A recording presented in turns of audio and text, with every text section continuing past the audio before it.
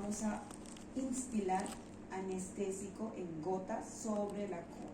Entonces utilizamos una anestesia local, ¿no? No es necesario dormir al paciente en esta cirugía. Comenzamos con la cirugía.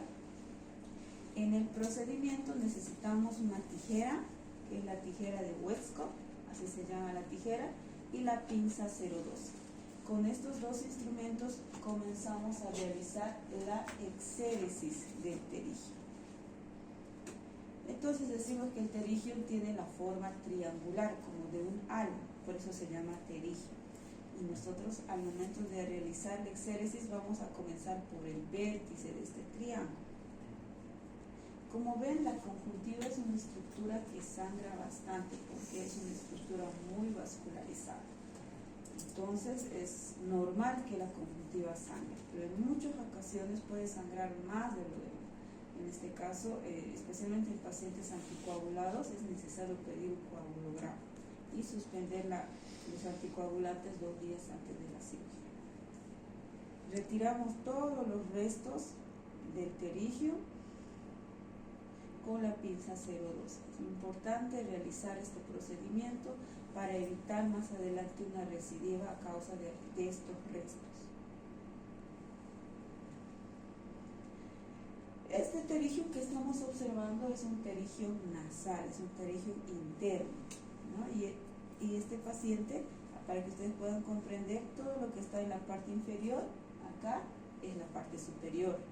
El paciente está recostado, ¿no? Entonces, de esta forma, exacto, estamos realizando.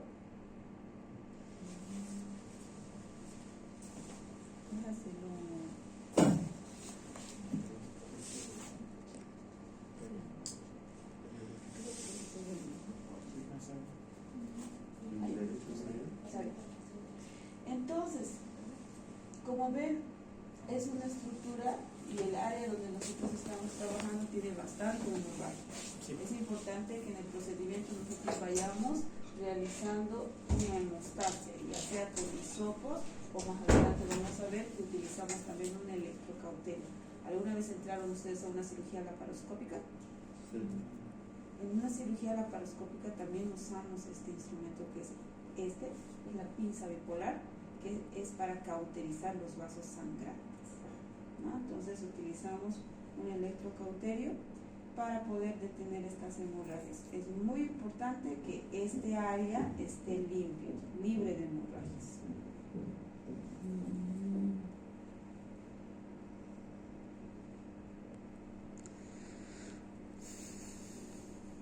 Irrigamos esta superficie, ya que con el electrocauterio podemos llegar inclusive a resecar todo lo que es la conjuntiva. Y además que la córnea necesita tener soluciones, necesita estar irrigada por soluciones para que de esta forma evite la desepitelización. En este momento el cirujano lo que va a hacer es infiltrar un anestésico en la conjuntiva vulvar superior. De esta forma, con el objetivo de retirar el injerto. Esta cirugía se denomina exéresis de terigio con autoinjerto. El injerto vamos a retirarlo de la conjuntiva vulvar superior previa infiltración de un anestésico. Bien, entonces utilizamos esta tijera, que es la tijera de Westcott, ya lo hemos mencionado, y la pinza 012, ¿no? Uno de los requisitos para poder retirar o para poder sacar este injerto es que tiene que ser necesariamente de una conjuntiva sana. Puede ser de la conjuntiva vulvar superior, como en este caso, o en algunas ocasiones también podemos sacar el injerto de la conjuntiva vulvar inferior, no cualquiera de los dos, porque son lugares de conjuntiva sana. Si hablamos de la conjuntiva temporal, puede que a ese nivel también hayan células proliferantes de terigio, ¿no? Por eso preferimos estas dos zonas. Después de retirar el injerto, es muy importante evitar que pierda contacto con la conjuntiva. No podemos sacar el injerto y después recién poner al lugar del lecho del terigio. Lo que hacemos Para evitar esto es solamente desplazar el injerto donde se encontraba el lecho del tejido. Entonces, el tamaño de este injerto es recomendado que sea más grande del lecho, ¿no? Muchas veces el terigio puede variar en tamaño, pero preferimos que sea más grande porque a medida que pasa el tiempo este injerto retrae, se hace más pequeño. Entonces, para evitar eso vamos a poder extraer un injerto más grande que el lecho del terigio. Acá ya vamos a acomodar el injerto, esta conjuntiva sana, sobre el lecho del terigio. ¿Qué queda en este momento?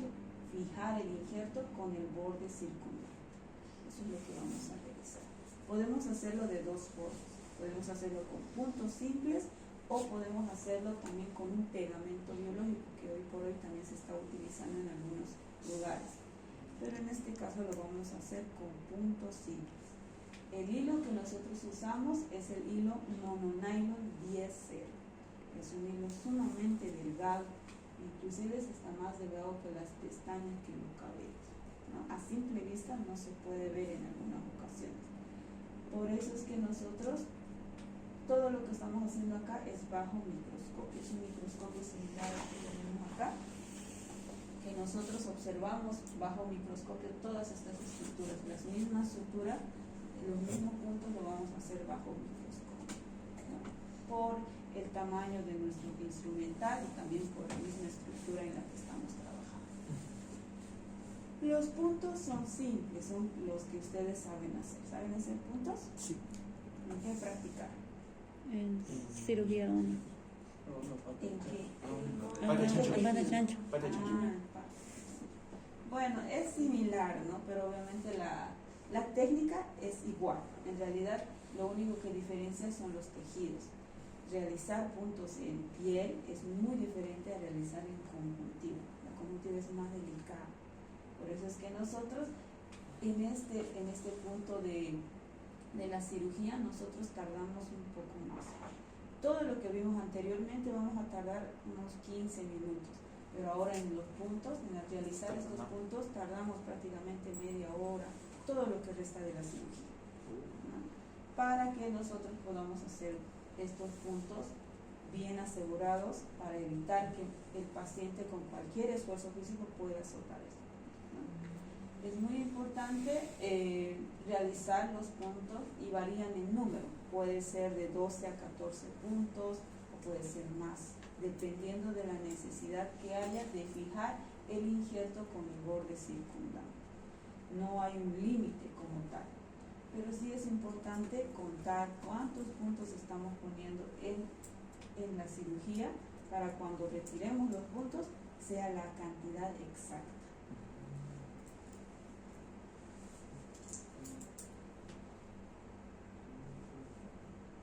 ¿Qué pasa con el espacio de donde se sacó el injerto? Bien, una muy buena pregunta.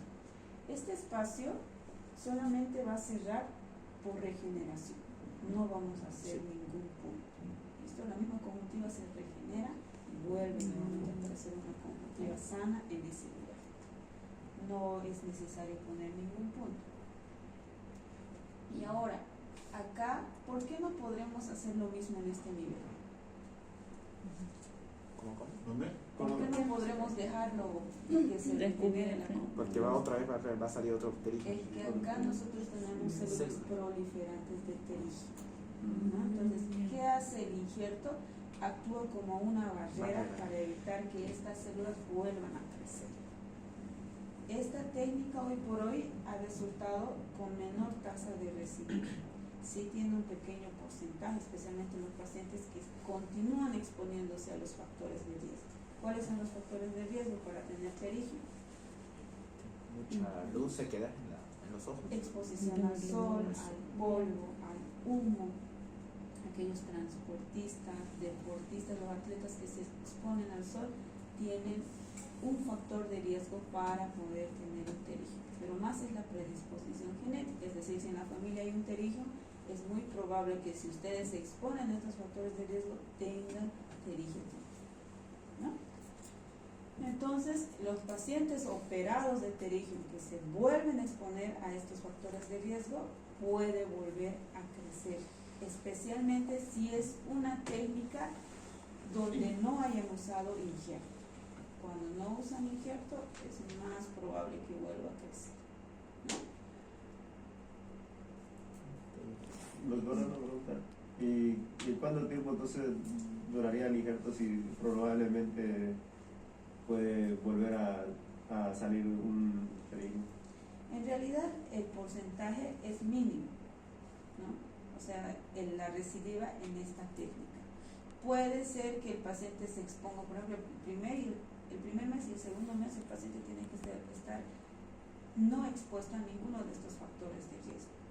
Pero si en el primer mes se expone, es muy probable que al segundo mes ya vuelva, ¿no? Ya vuelve el pterigium nuevamente. Obviamente que no va a crecer de golpe, pero sí progresivamente en esos pacientes que no se cuidan. Pero si es un paciente que se cuida y que el primero y el segundo mes ha estado cuidándose de todos estos factores de riesgo, no vuelve a crecer. Gracias. En todo el procedimiento lo que nosotros realizamos es irrigar esta superficie corneal, ¿no? Porque si nosotros dejamos que la córnea se desepitelice, se opacifica. Y cuando se opacifica, el paciente pierde visión. Entonces, para evitar eso, nosotros vamos a irrigar con soluciles. ¿Alguna vez se hicieron operar ustedes del ojito? ¿Nadie? Esperemos que nunca se hagan operar, como se dice, ¿no? Pero bueno, hay pacientes, en realidad la indicación quirúrgica de este tipo de cirugías es especialmente si está afectando el eje visual, es decir, si el pterigio está cubriendo la parte central de la visión, ¿no? Y de esta forma el paciente pierde visión y en ese caso es necesario operar. Pero después, por lo que la gente se opera, es especialmente por la estética, ¿no? Porque es una estructura como una estructura fibrovascular que ante cualquier exposición al sol, al polvo, se irrita y se vuelve hiperemia. Y por más que se pongan, porque estos pacientes, ¿qué es lo que hacen para blanquear el ojo? Utilizar nafasolina. La nafasolina quita esa hiperemia, pero abusar de la nafasolina tiene también efectos adversos, como la sequedad ocular, y eso empeora el córnea, ¿no? Entonces, estos pacientes usan crónicamente este tipo de fármacos que nosotros indicamos, pero no por mucho tiempo. Podemos indicar por 3 días mínimo, inclusive 5 días máximo, ¿no? Pero después estos pacientes se usan cada vez que necesitan, ¿no? Todo el tiempo. No es recomendable usar la nafasolina. Entonces, si quedan células proliferativas de pterigium, o sea, en realidad no se quita todo el pterigium, solo se limita su avance. Lo que se está prácticamente, lo que se ve de este pterigium es lo que se quita. No se quita todo. Hay un poco, ¿no?, de pterigium ahí en la parte media. En realidad, ¿qué es el pterigium? Es parte de la conjuntiva, ¿no? Lo que nosotros prácticamente quitamos es todo el área, todo el vértice, y esta base aún queda, pero se puede controlar con el injerto. ¿Cuáles serían las complicaciones que podría tener la cirugía? Bueno, en realidad esta cirugía casi nunca tiene complicaciones, ¿no? Pero en el caso, por ejemplo, de que este pterigium haya abarcado lo que es la pupila, parte de la córnea, nosotros al momento de retirar vamos a desepitalizar la córnea y muchas veces podemos hasta perforarla si en caso utilizamos mucha fuerza, ¿no? Lo mismo sucede en la esclera. La esclera también puede llegar a perforarse, a adelgazarse, y eso tiene más complicación. Entonces, por eso, dependiendo por eso, riesgo-beneficio. En algunas ocasiones el cirujano lo que hace es indicarle todos estos riesgos y el beneficio, ¿no? Y el paciente decide. ¿Alguien tiene pterigia acá? Yo evito. No, yo en el evito colegio. igual. Digo, en la universidad. Sí, hay pterigia y bueno, a algunas personas tampoco les molesta, ¿no? Así que no es como que tampoco necesario operarse si es un paciente que no siente molestias. Bien, entonces al paciente, después de terminar todos estos puntos que acabamos de ver, vamos a infiltrarle un corticoide. Es una cirugía que entra en un cuadro inflamatorio, entonces para controlar la inflamación utilizamos corticoide y para evitar infección utilizamos antibióticos en colon. Y terminamos con la cirugía.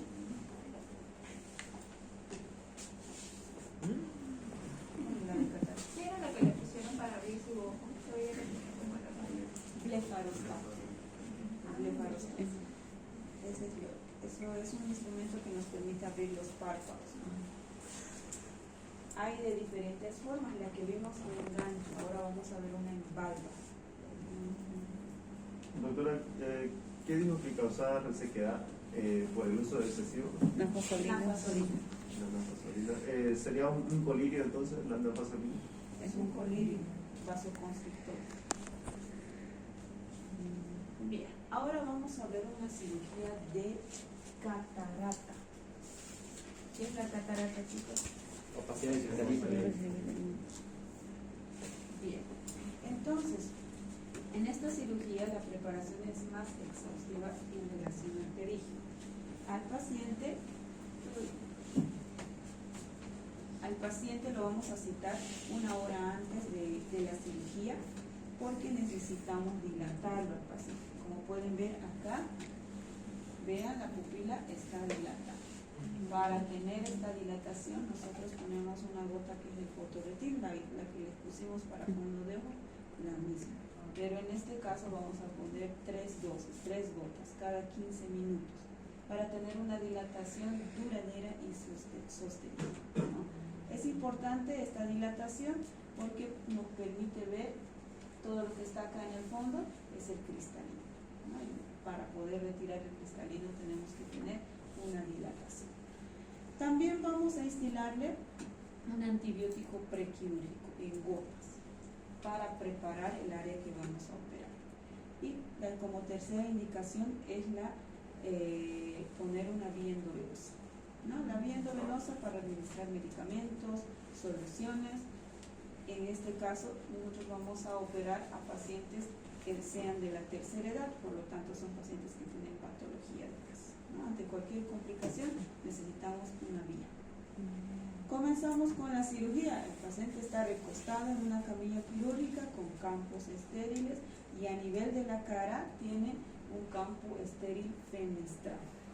Además de eso vamos a poner un plástico sobre el ojo y cortamos en forma de ojal para poder abrir.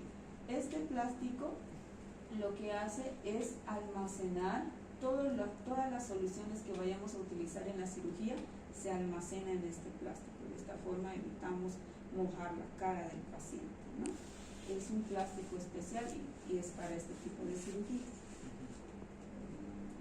Comenzamos con nuestra cirugía. Como ven, el paciente está despierto. Todo el tiempo el paciente tiene que ver una luz. Lo que se refleja acá en el ojo del paciente es la luz del microscopio, ¿no? Todo el tiempo está viendo esta luz. Ahora, en esta cirugía vamos a hacer una incisión escleral. Para poder descubrir la esclera necesitamos primeramente descubrir la conjuntiva, ¿no? Siempre vamos por partes. Realizamos un corte a nivel de la conjuntiva. Cuando nosotros realicemos cualquier maniobra a nivel de la conjuntiva, vean que siempre sangra, ¿no? La hemorragia es inevitable a nivel de la conjuntiva. Bien, entonces con la ayuda de esta tijera, la tijera de Westcott y la pinza 012 vamos a realizar este corte a nivel de la conjuntiva. Irrigamos y debemos realizar hemostasia con esta pinza, que es la pinza bipolar. Y utilizamos esta esponja. La esponja se denomina esponja de metilcelulosa. Es para poder absorber todas las soluciones que estén en esta superficie.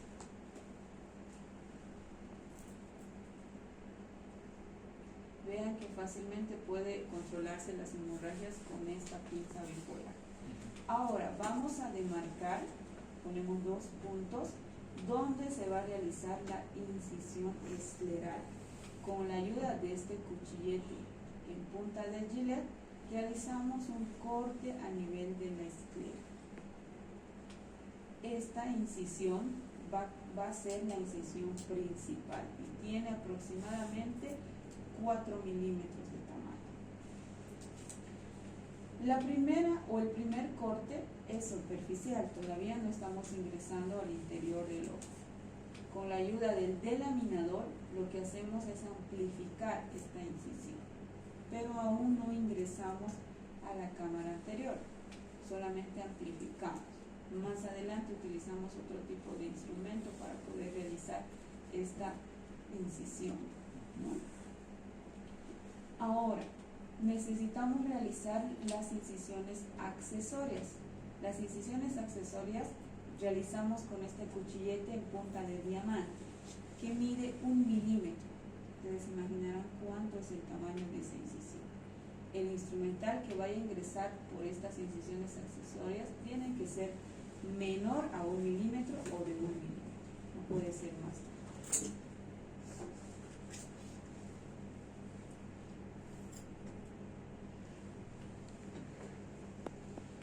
Estas incisiones accesorias son directamente en la córnea.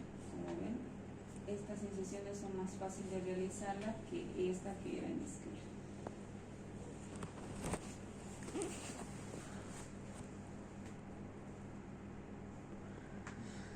¿Ojo derecho? A ver, ahorita te digo. Que no se ve muy Porque está de cabeza la... claro. Esto es superior y esto es inferior. Sí, es ojo derecho. Bien, lo que hacemos acá es ingresar una burbuja de aire con el objetivo de mantener este espacio de la cámara anterior. Por estas incisiones muchas veces puede salirse el humor acuoso, que es lo que se encuentra en la cámara anterior, ¿no? Entonces, para evitar el colapso, vamos a ingresar una burbuja. Ahora, este colorante que acaba de inyectar es el azul de trípano. El azul de trípano lo que hace es teñir la cápsula anterior del cristalino. Y en este momento el cirujano está fabricando el cistótomo, que no es nada más que una aguja doblada a su bisel y la misma aguja doblada en la mitad. Ese es el cistótomo que más adelante lo vamos a utilizar. Todo lo que ingresa dentro del ojo debemos retirar, no puede quedarse nada, para evitar infecciones. Y esta burbuja de aire vamos a intercambiarla por otro líquido que tiene una consistencia gelatinosa.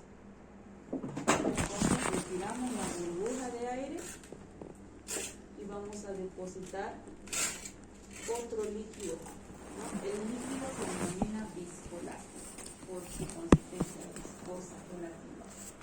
Ahora sí podemos observar cómo la cápsula anterior se tiñó de un color azul oscuro. Eso es por el azul de trípano. Secamos toda la paracentesis y en este momento vamos a comenzar con el siguiente paso que se llama capsulorhexis. La capsulorhexis no es nada más que retirar la cápsula anterior del cristalino utilizando el cistótomo que previamente ya hemos preparado. Comenzamos por la parte central, ¿no? Por la parte central desgarramos la cápsula anterior y vamos a realizar un opérculo a este nivel, que mide aproximadamente 4 milímetros de largo.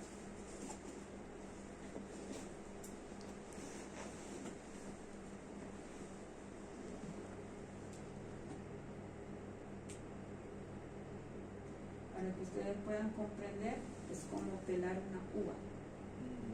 De esa forma realizamos la capsuloresis.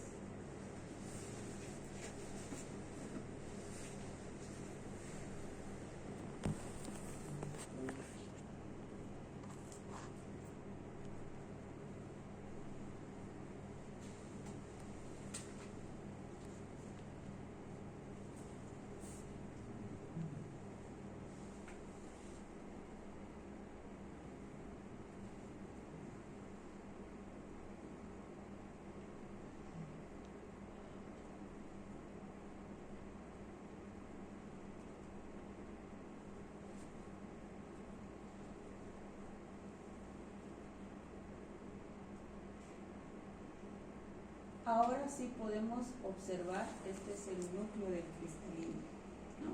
Estamos abriendo ese espacio donde se encuentra el propio cristalino para poder más adelante fragmentarlo y extraer al cristalino.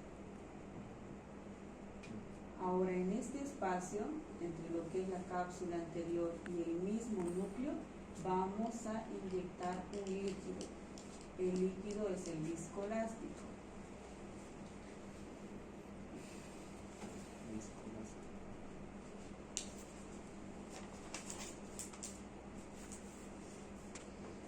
Ahora, en este momento, el mismo cristalino aún está sostenido por la zónula de zinc, que es su medio de fijación.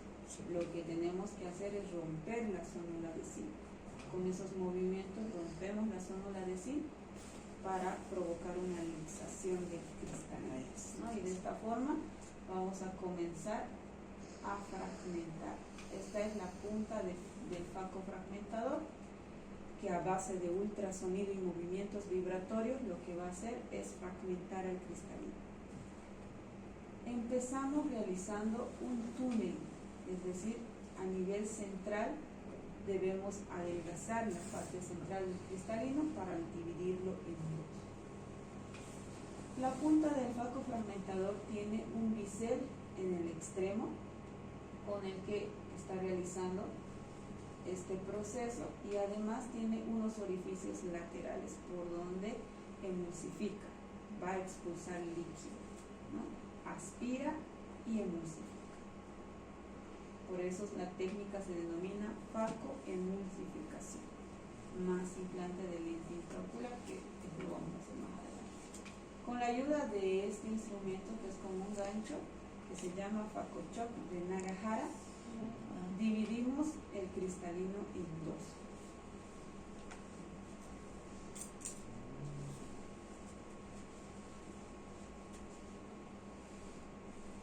La idea es que podamos realizar fragmentos más pequeños para que pueda aspirarlo fácilmente, ¿no? Por eso que va a tratar de dividir al cristalino no solamente en 2, en 4, en 6, en 8, en los fragmentos que sean posibles para poder aspirar.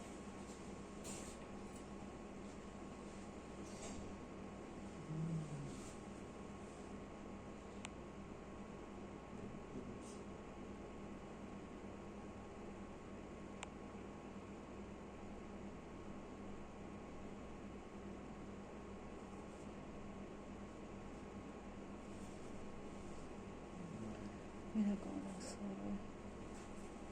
Está absorbiendo.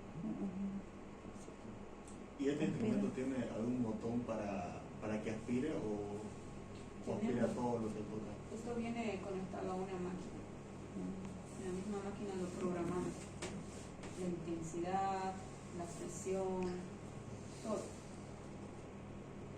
Doctora, ¿el iris se daña ahí? El iris. Evitamos que se dañe, pero sí en algunas ocasiones se puede dañar.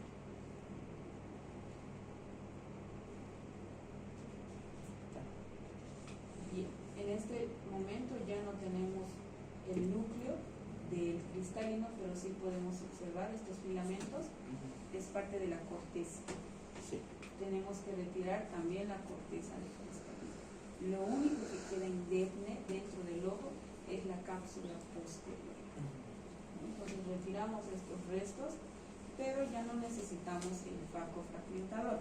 Vamos a utilizar otra cánula que se llama la cánula de aspiración. Con la de aspiración solamente aspiramos.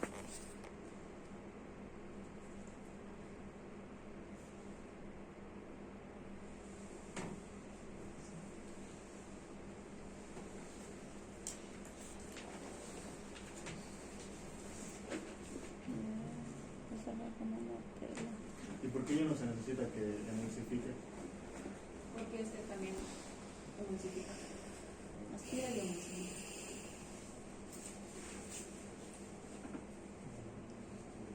Acá mi vean tiene esos orificios, pero no es como el otro. Ahora inclusive podemos observar el fondo de ojo, ¿no? Entonces, este espacio estamos preparando para que podamos implantar en este espacio al lente intraocular.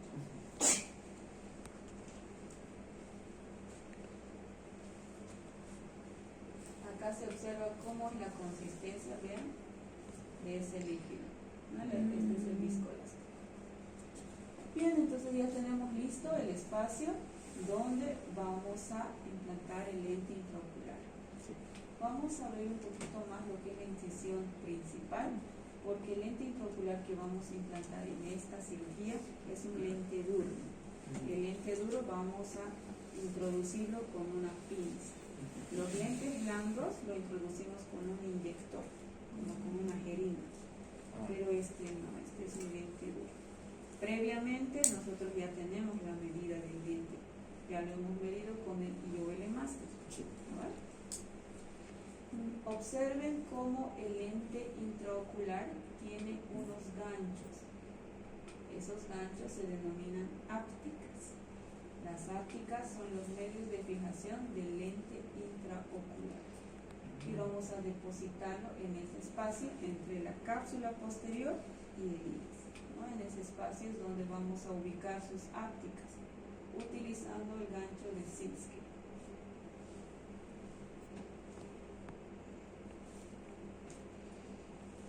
Es muy importante revisar, por eso introducimos nuevamente la cánula de aspiración, por si ves algún resto de cristalino, algún resto de corteza. Y de esta forma también posicionamos al lente intraocular.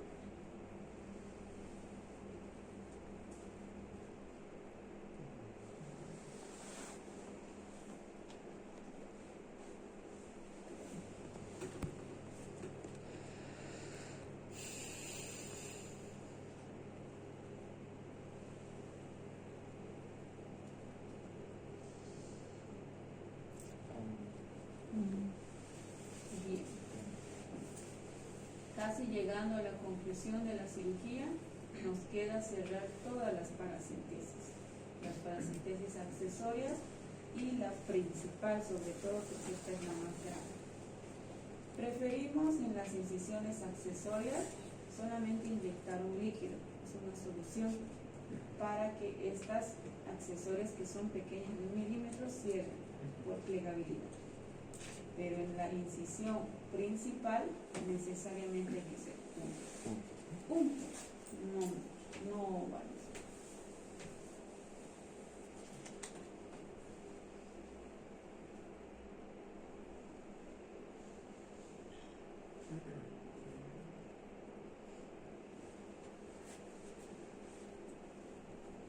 En algunos casos, lo que hacemos, si la pupila fuera más grande, como en este caso, es inyectar acetilcolina para cerrar la pupila, para que de esta forma el lente intraocular se quede atrapado entre la cápsula posterior y el iris, ¿no? Y no haya esa posibilidad de que se salga de ese espacio.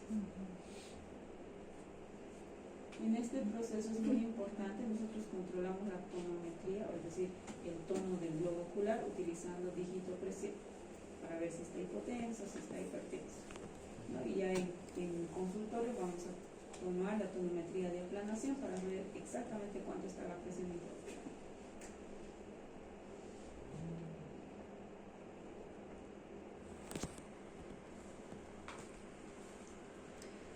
Bien, comenzamos realizando nuestro primer punto. El primer punto va a ser escleral en la incisión principal. También vamos a utilizar el hilo mononylon 10-0. Con la ayuda de un porta y de una pinza 012 vamos a hacer nuestro primer punto. Este primer punto escleral vamos a esconder el nudo en relación al otro que vamos a ver. Es decir, que los cabos vamos a recortar prácticamente, van a ser unos cabos cortos, porque vamos a esconder este.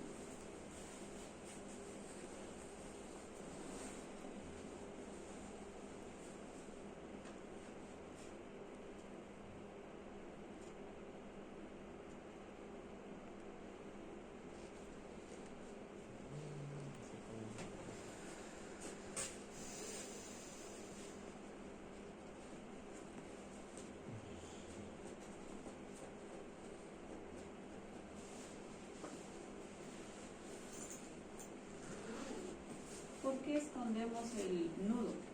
Es especialmente para que el paciente no sienta esa sensación de cuerpo extraño. Sí.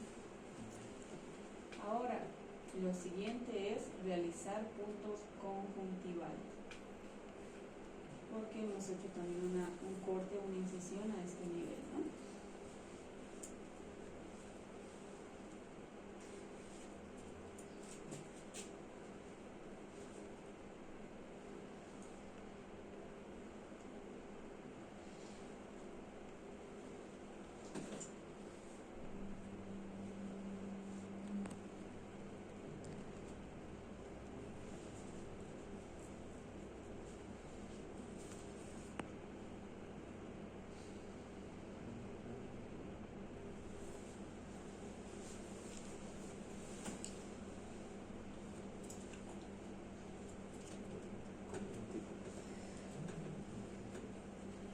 Bien, el tiempo de la cirugía, normalmente en una técnica de facoemulsificación matriclante del lente intraocular, demoramos entre 15 y 20 minutos.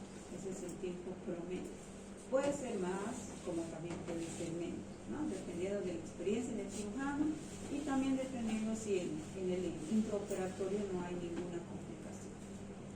Terminamos con la cirugía, retiramos el blefarostato. Se le va a indicar al paciente antibióticos postquirúrgicos y de esta forma el paciente queda en observación aquí en la clínica 2 horas aproximadamente. Después de esta observación realizamos una última en consultorio para evitar que haya cualquier problema, alguna complicación, especialmente de la presión intraocular, y ya luego el paciente se va a casa. ¿No? Vienen sus controles periódicos y de esta forma el paciente al mes ya podemos prácticamente darle de alta los controles periódicos y vienen anuales directamente, ¿no? Esa es la cirugía de catarata. ¿Alguna pregunta que tengan?